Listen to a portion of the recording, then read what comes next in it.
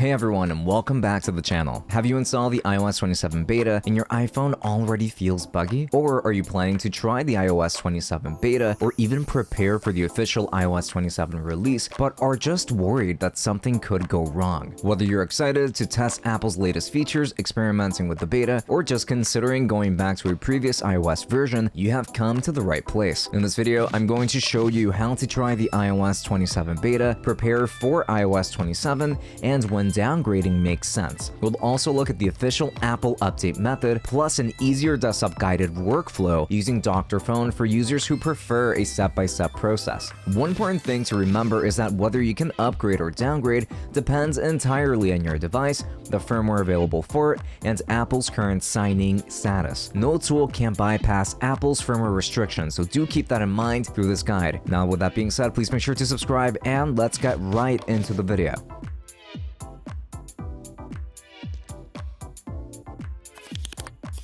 Starting off with part 1, before you even start. Before updating or downgrading your iPhone, just take a few minutes to prepare your device. Now first, just make sure that your iPhone has plenty of battery or keep it connected to a charger during this process. Next, use a reliable USB cable to connect your iPhone to your computer and make sure that your computer has a stable internet connection since firmware files can be several gigabytes in size. Finally, back up your iPhone before making major system changes. This video isn't a backup tutorial per se, but having a recent backup is one of the best precautions that you can take, especially if you plan to downgrade a little bit later. Now moving on to part 2, the official way to update iOS. Apple's standard update process is honestly quite simple. All that you have to do while on your iPhone is just open Settings, then tap General. Then go to Software Update. If an update is available for your device, you will see the option to download and install it right away. For many users, this method will work perfectly and should work perfectly fine for you too. However, some people experience update errors, confusing prompts, limited storage, or simply feel more comfortable completing the process from a computer where each step is clearly guided. And that's where desktop software can provide a more structured experience on the other hand. Which leads us straight into part 3, try the iOS 27 beta with DrFone. If you prefer a guided desktop workflow, DrFone offers an iOS upgrade and downgrade feature that walks you through the process without requiring you to manually search for firmware files. This is exactly how to do just that. Open Wondershare DrFone on your computer, then connect your iPhone to it using a USB cable. From the home screen, just select System Repair on the DrFone homepage, then choose iOS Upgrade/Downgrade, and finally from there, just select Upgrade iOS. DrFone will display the firmware versions available for your device. Then just choose the version that you want to install and download the firmware directly within the software itself. Once the download is complete, follow the on-screen instructions to begin the upgrade. During this process, keep your iPhone connected and avoid disconnecting the cable until everything is finished. One advantage of this workflow is that everything happens in one place. Instead of manually locating firmware files or navigating multiple menus, the software guides you through each step from firmware download to installation. So let's get into part 4, when should you downgrade? While many users enjoy testing new iOS releases or even betas, there are situations where returning to an earlier version just makes more sense. So for example, you might experience beta bugs, app compatibility issues, faster battery drain, overheating, unexpected lag,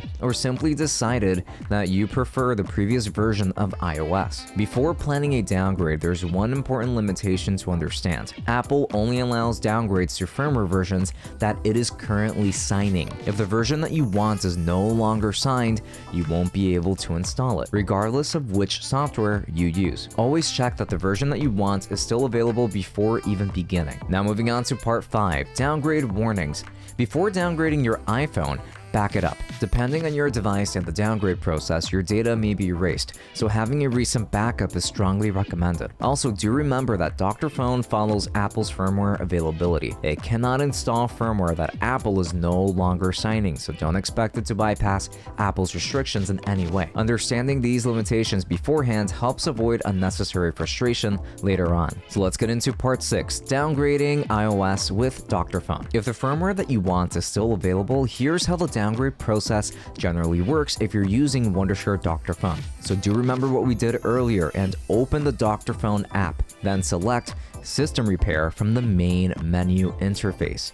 Choose iOS upgrade/downgrade once you do. This time, select Downgrade iOS instead. The software will display the compatible firmware versions available for your device. Choose the version that you want, download the firmware, and follow the guided instructions to begin the downgrade. Again, leave your iPhone connected throughout the process and avoid interrupting the installation if you can. Because the firmware is downloaded directly through the software, you don't need to manually search for compatible IPSW files, making the process much more straightforward for many users. And finally, we've got part 7. What if the update or downgrade gets stuck or fails at some point?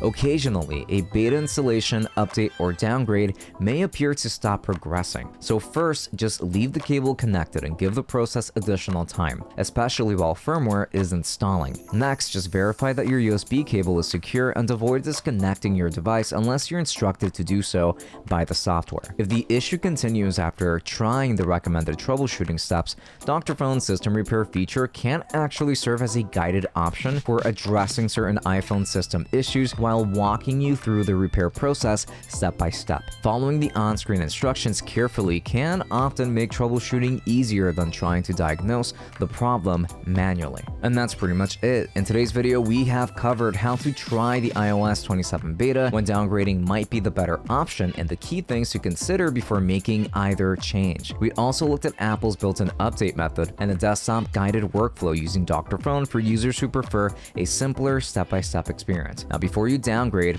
do remember to create a backup and confirm that Apple is still signing the iOS version that you want to install. If you'd like to try the guided workflow yourself, download DrFone from the link below and follow the iOS upgrade/downgrade steps shown in this video. If you found this guide helpful, don't forget to like the video, subscribe to the channel, and turn on notifications so that you don't miss future iPhone tutorials. Thanks so much for watching, and I'll see you on the next one.